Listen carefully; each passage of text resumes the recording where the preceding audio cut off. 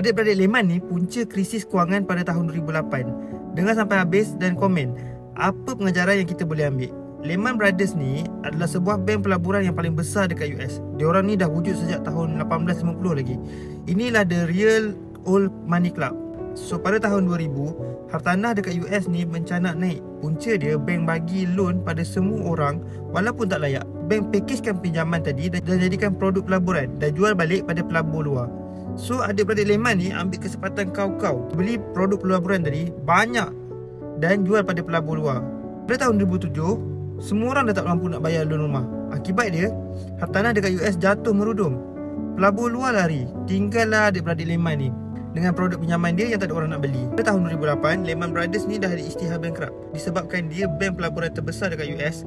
Semestinya beri kesan kepada seluruh US dan kepada dunia, sehingga mencetus financial crisis pada tahun 2008.